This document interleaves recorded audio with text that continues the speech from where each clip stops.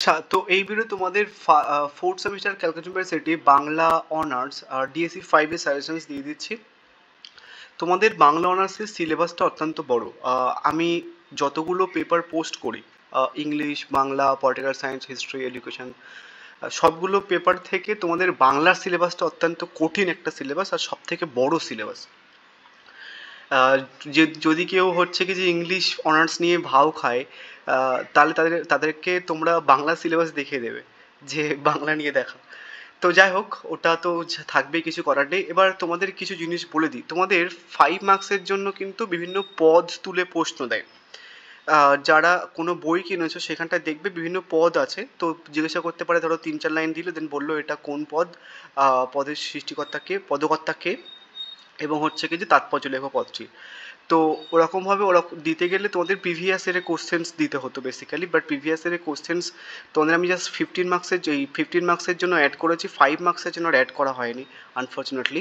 তো যাই হোক, তোমরা মোটামুটি কিছু পদ দেখে যেও প্রিভিয়াস ইয়ার। দেখবে আমি প্রথম যে ভিডিওটা পোস্ট করি তোমাদের ডিএসসি 5-এ, সেখানটায় বলেছিলাম যে তোমাদের ডিএসসি 5 এবং ওল্ড সিলেবাসের আর একটা পেপারের সাথে ম্যাচ আছে। তো ওটা করে গেলে তুমি যদি প্রিভিয়াস ইয়ারের কোশ্চেন ডাউনলোড করে নিয়ে পদগুলো দেখে যেতে পারো, তাহলে কোনো সুবিধা হয় বেসিক্যালি। আদারওয়াইজ 15 মার্কসের জন্য যে প্রশ্নগুলো দিয়েছি ওখান থেকে তোমরা বেসিক্যালি 2 কি 3টে তোমাদের 5 মার্কসের লিখতে হয়, তো ওখান থেকে অনেকগুলো পেয়ে যাবে। এবার চলো কোশ্চেনগুলো দেখে নিই। প্রথমে মডিউল 1টা দেখবো। মডিউল 1-এর এই কটা প্রশ্ন পড়লে হয়ে যাবে। এবার তুমি একটু রিস্ক নিতে পারো, মানে প্রথম 3টে থেকে একটা পড়তে, 2টো পড়বে তো তোমাদের, মানে মডিউল 1 থেকে 2টো পড়বে 15 মার্কসের, যে কোনো একটা করতে হবে। তো তুমি একটু রিস্ক নিতে পারো, প্রথম 3টে থেকে একটা পেয়ে যাবে তুমি, এবং নেক্সট 3 থেকে একটা পেয়ে যাবে। তো রিস্ক নিতে পারো তুমি, আদারওয়াইজ সব কটা তোমাকে করতে হবে। যেমন পূর্বরাগ কী, এর গুরুত্ব, এবং এই পর্যায়ে শ্রেষ্ঠ কবির গুরুত্ব কী, এবং যেমনভাবে দিয়েছে তেমনভাবেই পড়ে, পরীক্ষাতে চেঞ্জ করবে না। বৈষ্ণব সাহিত্যে পঞ্চরসের গুরুত্ব বিচার করো, বা বৈষ্ণব সাহিত্যে বাল্যলীলা পর্যায় পদের আলোচনা করো এবং শ্রেষ্ঠ কবির কৃতিত্ব লেখো, বা অভিসার বলতে কী বোঝো, এই পর্যায়ে শ্রেষ্ঠ কবির কৃতিত্ব লেখো, বা মাথুর কি, এর আধ্যাত্মিক তাৎপর্য, শ্রেষ্ঠ কবির কৃতিত্ব লেখো, এবং গৌরচন্দ্রিকা কী, গৌরচন্দ্রিকা বিষয়ক পদের সাথে পার্থক্য লেখো। ঠিক আছে, এই কটা করলে হয়ে যাবে মডিউল 1 থেকে। এবার মডিউল 2 আসি। মডিউল 2-এ তুমি যদি এই দাগেরটা করে নাও, তাহলে এখান থেকে একটা 15 মার্কসের প্রশ্ন কমন পেয়ে যাবে। এই দাগে দেখো 3টে চরিত্র দিয়েছি, কালকেতু, ভারদত্ত এবং ফুলওরার। এই 3টে চরিত্র করলে তুমি একটা এখান থেকে পেয়ে যাবে, একটা চরিত্র দেবে তোমাদের। বাদ বাকি একের দাগ, আদারওয়াইজ এই 3টে প্রশ্ন করেছো, যে কোনো এক প্ল্যান অবলম্বন করতে পারো। বাট আমি বলবো তোমাদের এই 3টে চরিত্র করার আগে, করা হয়ে যাওয়ার পরে তুমি এখান থেকে 2-একটা প্রশ্ন দেখেছেও, মানে এখানটায় কিন্তু অনেকগুলো প্রশ্ন আমি মার্চ করে দিয়েছি।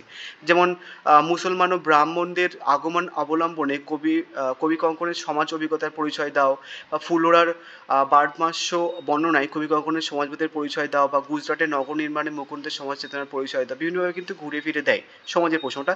এটা কিন্তু ইম্পর্টেন্ট একটা প্রশ্ন। তুমি চাইলে 3টে চরিত্র করার পরে এই প্রশ্নটা করে নিতে পারো, বাকি 2টো প্রশ্ন বাদ দিতে পারো।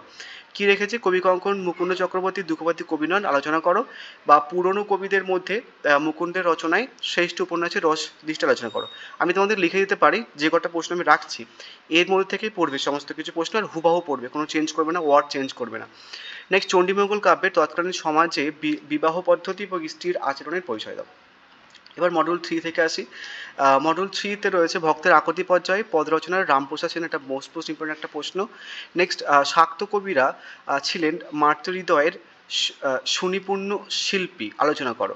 নেক্সট, শাক্ত পদাবলী সর্বত্র মাধুর্য ও ঐতিহ্যের একাত্ম, আলোচনা করো, বা বাংলার আগমনী ও বিজয়ার পদে মানবিক আবেদন, আলোচনা করো। নেক্সট, শাক্ত পদাবলীতে বাল্যলীলা সম্পর্কে আলোচনা করো, বা হচ্ছে কি তোমাকে বলতে পারে সাধুকবি কমলাকান্ত। তো এই কটা প্রশ্ন পড়ে গেলে হয়ে যাবে তোমাদের, ঠিক আছে। তো যতগুলো প্রশ্ন দিয়েছি করে গেলে তোমরা সমস্ত 15 মার্কসের প্রশ্ন কমন পেয়ে যাবে। হয়তো 2-একটা 5 মার্কসের প্রশ্ন কমন পেতে পারো, আদারওয়াইজ তোমাদের কিন্তু একটা কি 2টো পদ দেবেই দেবে বেসিক্যালি।